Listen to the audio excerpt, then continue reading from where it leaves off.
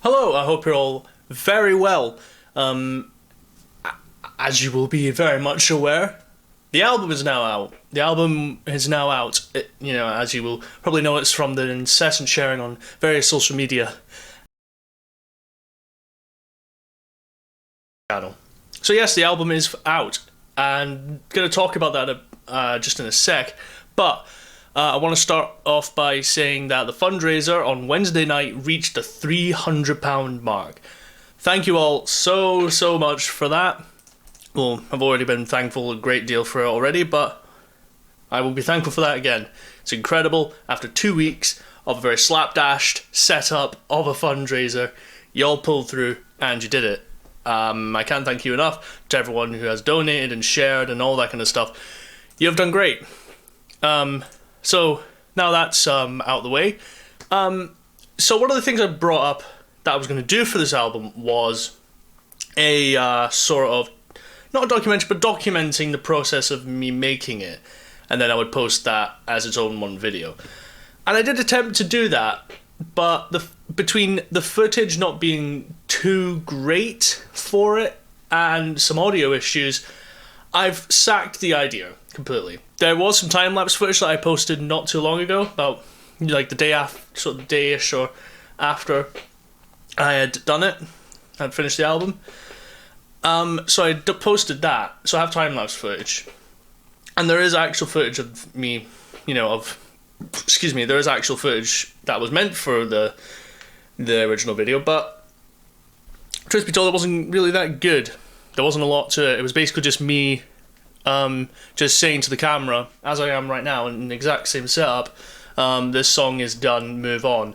I couldn't really get I couldn't get sound out of the audio software that I use through into the screen capture software I use, because I could get the screen capture for it, but I wouldn't be able to get audio out of it, which I felt was a bit pointless. And whilst I had the idea of having it come out of my speakers that I've got, it probably wouldn't sound that good either.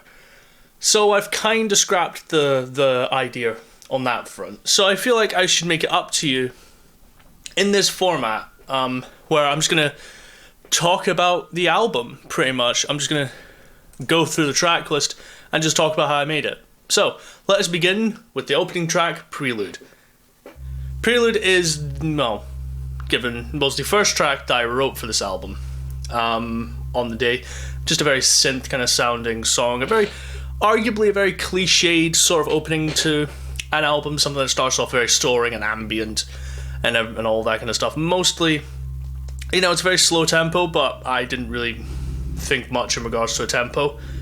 Not much to really talk about or say on here. It's just, just a very slow, ambient opening to the album, which then, adding to the cliche nature of it, comes into the second track of Bounce.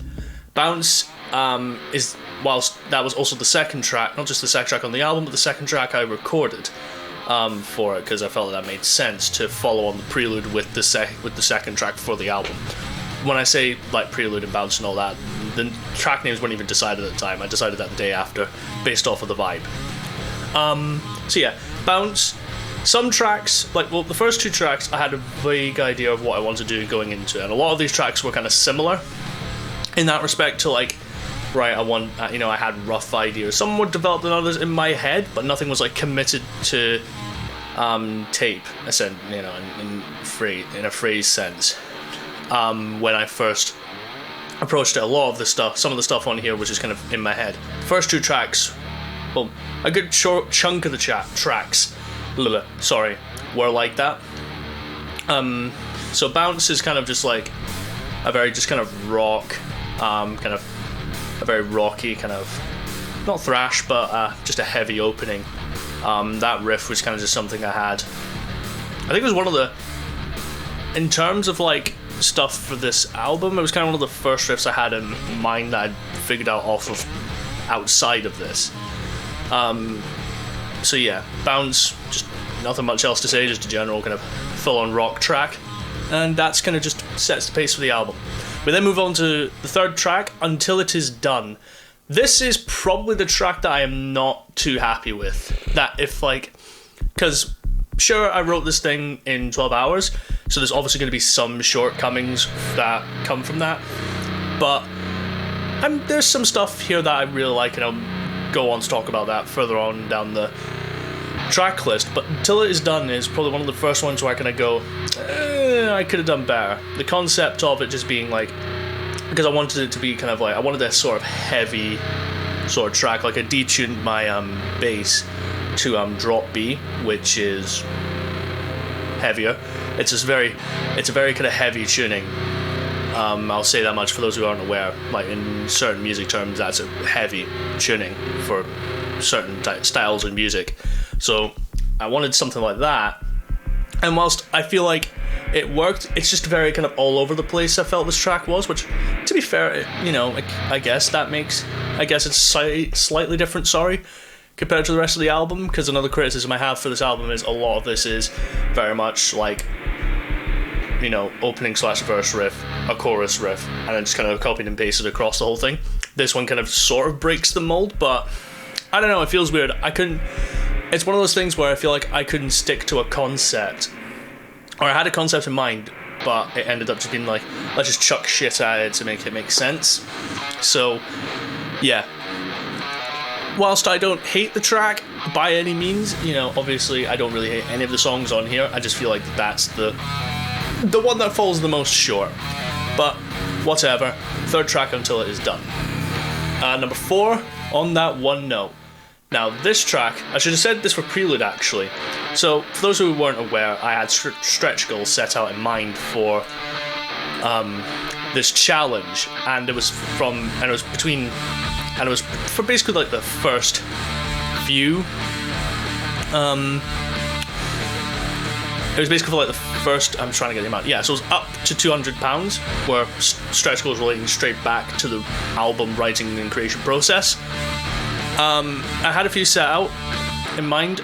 Prelude was a £100 one. That was it. £100 for writing a song that doesn't feature guitar bass. Prelude was that. It's all, you know, kind of MIDI synthy kind of stuff. No actual instruments were plugged in and played and all that. It was basically just all done on the computer.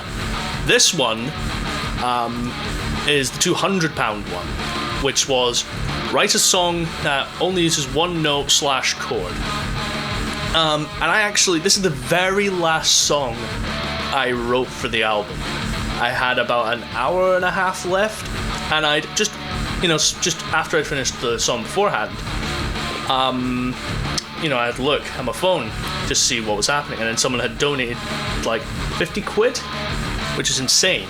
Someone donated £50, and it put me above the threshold, like, because I can't remember if it was 50 quid. I think we had just passed. I think we were on 155.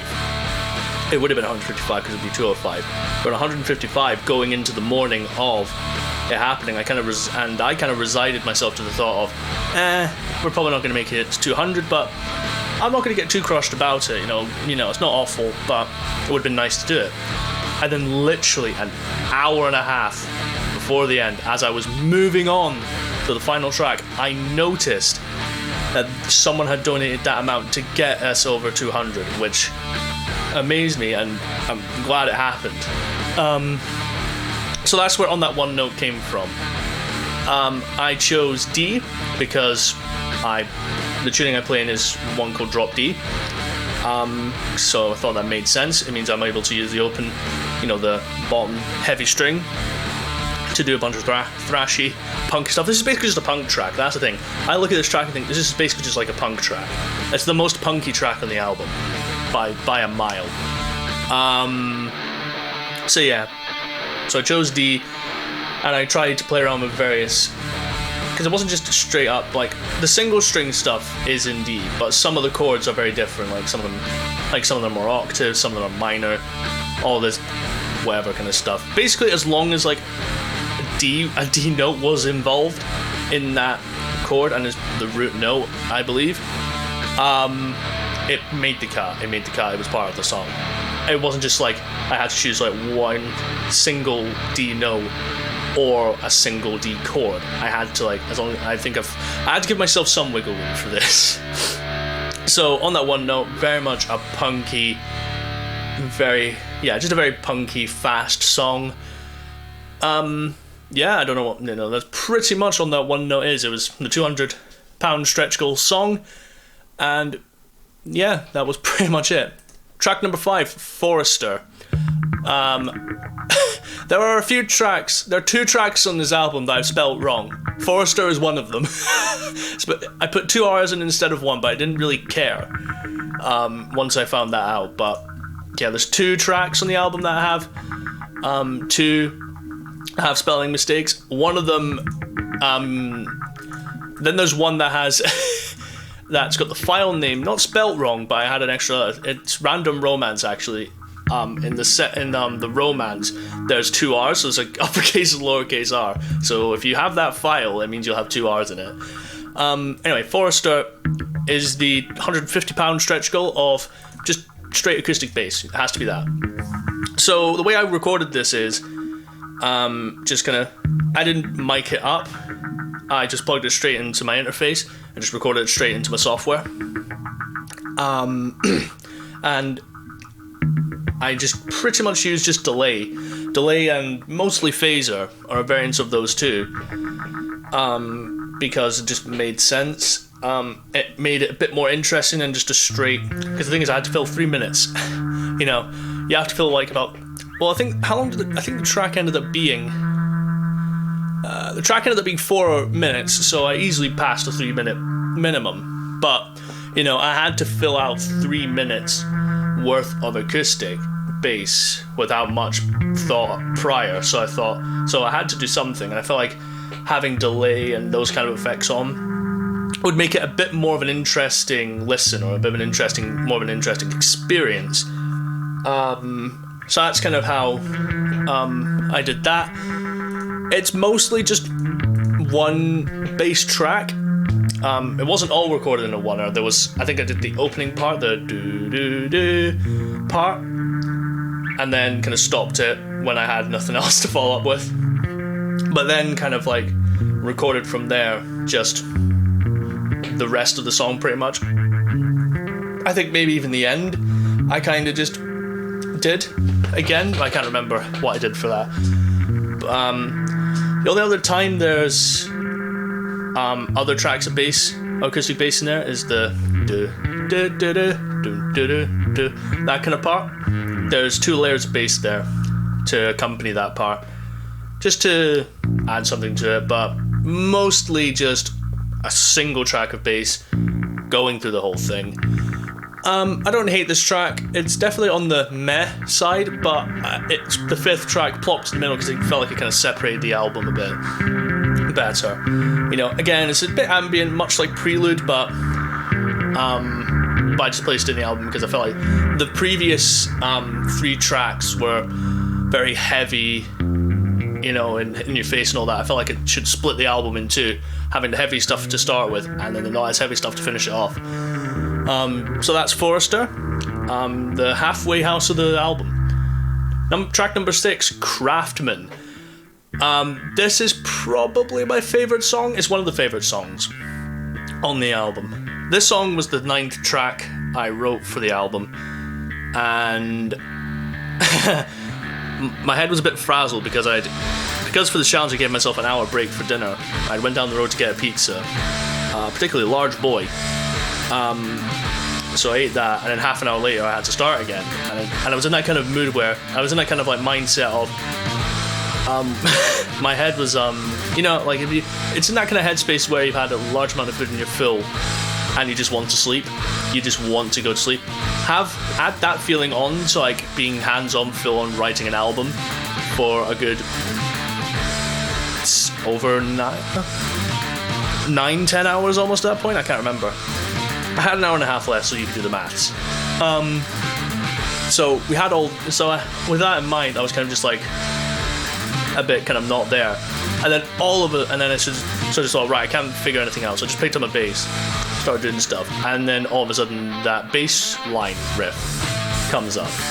And that was the first thing that came from the song. Was like the very first thing I did was that kind of opening bass line. You know, it's very much, I'd say it's a bit very kind of Till inspired, definitely. It's a very Till sounding bass line, more akin to kind of Schism, but that was kind of like, it just came out like it just came out as intended. So start off with that, and then worked on it from there. Guitar as well is in there. Like the whole song I think is really good. Like the riff's good. I also like the drums on it. The drums I feel happy about, you know, because I didn't obviously record the drums myself. Like, do you think I could do it in this room? Much like the kind of synths I was on about earlier, Prelude, a lot of that was MIDI, which is basically just, you know, it's wizardry. Basically allows you to play samples easily, and you're able to put it to a grid. So with the drums on this one, I feel like I was able, like, the way the drums came out on that song was definitely the best on the album, and I'm very glad, I'm very, very happy of how they turned out. So yeah, overall I like this song. I think this is the shortest track on the album, actually. Where is it? Yeah, it is. Just the shortest. It's 3:02 on iTunes, but I think it's even slightly shorter on other ones. So it just breached the minimum amount of time required for a track. In fact, I'm even sure like once I'd kind of like finished like kind of like the very second chorusy kind of part, I'm like, right, I need to figure something out here. Like I need to finish the song off, so I just put and then so I had like, you know, the diddly part, you know, just solo bass there, and it just chucked like one, or like I think a couple of bars, or like one kind of pass through of that riff at the very end, and I just tipped it over, and I'm like, yes, thank God. But yeah, so that is Craftsman. Track number 7, Random Romance. Now this is technically the single of the album, because, you know, for those who didn't know, once I'd announced the album, I had said that if we get to the 300 goal, because we were like 35 off when I announced the album, on the date of release of the album, I'd said that if we reached 300 before Friday, I would drop a track from the album early. Random Romance was one of them, and I do think it's one of it is one of my favourites. It's definitely one of my favourites, obviously, because I dropped it as a single.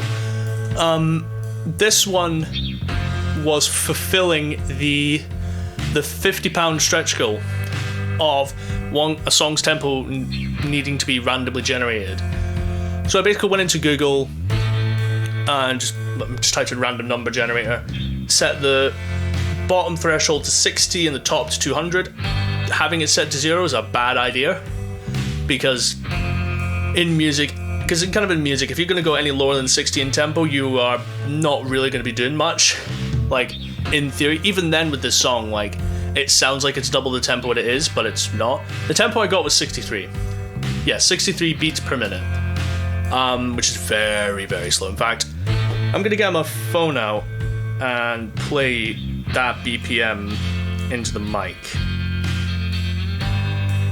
There it is. 63. So this is what 63 BPM sounds like.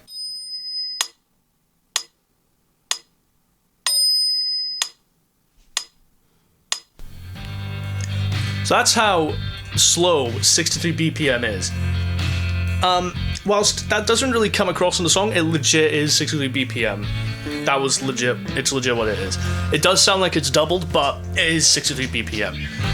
So when I got this, I'm like, right, what do I do with this? So I just started playing the metronome, and the bass line, the do-do-do-do, that bass line just came from it. Because it just, I don't know, it just suited it. It's very slow, very ballad sounding as well. It just kind of suited that slow vibe. And then I kind of built on top of that. Yeah, so it's a very kind of bass-driven song. Drums are fine, you know, I quite like the drums in here. The guitar is fairly good as well, not very upfront. It's just kind of adding kind of like just some nice tremolo chords just to as always, set the vibe. But yeah, I quite like that song. It is in one of my favorites. I have 3 favorite tracks. When Craftsman and Random Romance are 2 of 3. The third one we'll come on to in a bit. But yeah, so Random Romance. I actually find this track coincidentally written, because this album was written on Valentine's Day. So I accidentally wrote a love ballady kind of song on Valentine's Day. So, so yeah, that was arguably unintentional, but so that's Random Romance. Track number 8, Big Town Blues. This riff I'd had for a while. A very good while. I don't think I've committed it to anything. Like, if I did, it was so long ago that I might have been on my old phone or something like that. I didn't commit it very much tape. Like, I would have recorded it onto my phone, but I don't think I did it much elsewhere. But yeah, a very bluesy, simple number. Not much else to really, not much at play here. It's just a fun bluesy number, a riff that I'd had in mind for a long time, definitely last year at the very least. Yeah, just a very bluesy number. Yeah, not much else to say on it. Some of these tracks just kind of just happened, and that's one of them. They just kind of happened out of existence. It just kind of happened because I thought I've got this riff in my mind, may as well use it.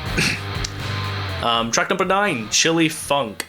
This is probably the most developed idea I had for a song on this album, for sure. It started with how the song starts with the gung get song. That kind of like funky kind of melody that kind of just happened. Like, this kind of song came after I announced or had the idea for this fundraiser. So technically wrote it for this album, but like, as I said, didn't commit it to anything. I wrote it in its entirety and recorded it all in one sitting. But I had this idea and I thought, that's really cool. And then a bit down the road, I had that kind of bridge and verse-y kind of section. I had that, and I thought, that's absolutely amazing. I need to work this into the album. And I thought, well, maybe I could try and make it work with the original riff I had in mind. So I thought of that. I thought, that's really good, actually. And that kind of gives it variance, because the thing is, like, I couldn't, the entire song couldn't just be that one riff. So the fact that I thought of that was good. But yeah, very, very Peppers inspired. Definitely definitely a Red Hot Chili Peppers song. Especially with the song. I feel that kind of bit is very kind of like vintage. How I at least describe the Chili Peppers. It's definitely got that sort of feel to it. That's how I think it kind of sounds like. And that's the third favorite on this album. So the 3 songs I love on this album are Craftsman, Random Romance, and Chili Funk. Those are my 3 favorites on the album in their own unique way, in their own ways. But yeah, this one definitely was the most developed one in my head going into this one. I know I talked about Big Town Blues being one that I had in my mind for a while, but Chili Funk I had a lot more thought as to how it would go in my head. So I made the recording for this one fairly simple. In a way, it was fairly simple. I can't remember when I recorded that. I can't remember how far down the chain or the stack I got recording that one, but yeah, Chili Funk, one of my favorites on the album. And now we're on to the very last track, Epilogue. Spelled that one wrong as well. That's the other track that I spelled wrong. Beautiful. I couldn't be bothered to change it. It is how it is. Epilogue is the only song that features a 6-string. Is the only song that features a 6-string. For a very good reason, because I'm not that good at 6-string at all. I actually came up with this riff on an acoustic I was at college and I had an acoustic out, and I was, just messing around with it as I usually do, just playing absolutely shit, nothing shit. And then I came up with the. I came up with that line, and I thought, I like that. I liked how it sounded on the acoustic.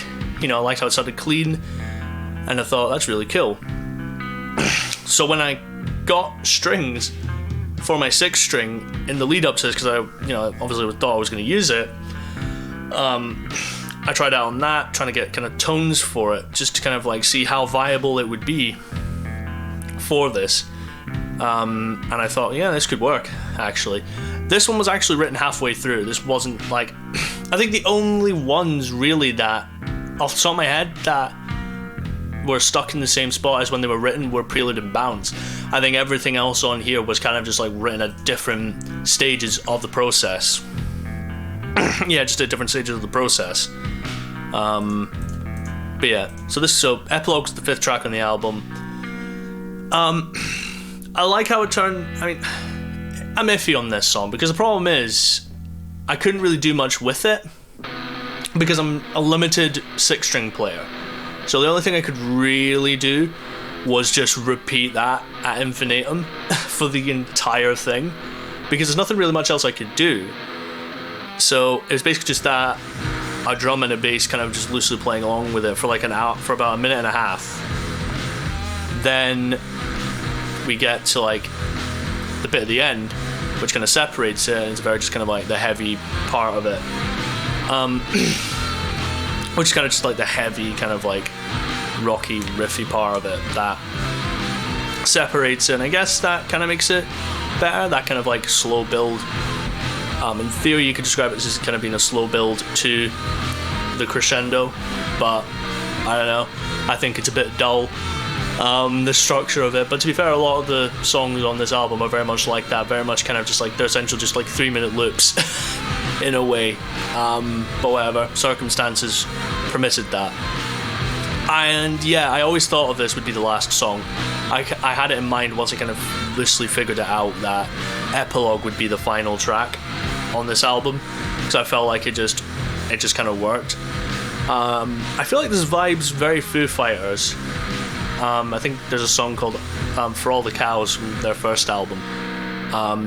I kind of get the feeling kind of sounds like that, but I'm not sure, But yeah, that's how. So yeah, that's Epilogue, and that's the whole album. So I hope you all liked it. Not just this video, but the whole album. It was fun to work on. Like, as much as it is really bloody crazy to do something like this, and do it within 12 hours, and also to then have the mixing process be something to be done. I think I did it in 5.5 hours, the mixing process for it. There's not really much to talk about on that front, like, considering I can't really play stuff out of the DAW, or my recording software, that I also use to mix it with, because I can't really get stuff to play out of it. There's no point in me really talking about the mixing process. There's nothing much there to talk about. So yeah, for something that was made in about 17 to 18 hours, I'm very pleased and proud of what I managed to produce. Like, the fact that I only have like one song I really dislike and another that's kind of meh, maybe one or two that's kind of meh to me, is one that is a very good ratio, and I'm glad that it's the case. But yeah, thank you all so much for the sharing and the donations to the fundraiser. You are all amazing, brilliant. And as I said, I hope you enjoy this album. Again, depending on when this comes out, it'll probably be out this weekend, either the Friday I'm recording this or on the weekend. The fundraiser is going to carry on for the remainder of the next week. Once it reaches March, that's when I'm going to withdraw the money and likely take it down. So yeah, so the fundraiser will go on from there, and then after that, I'll start, once I get the money through and all that, I'll start distributing it to all the relevant parties that I'm sending the money to, well, splitting it in half, essentially. And oh yeah, and of course, probably link it in below.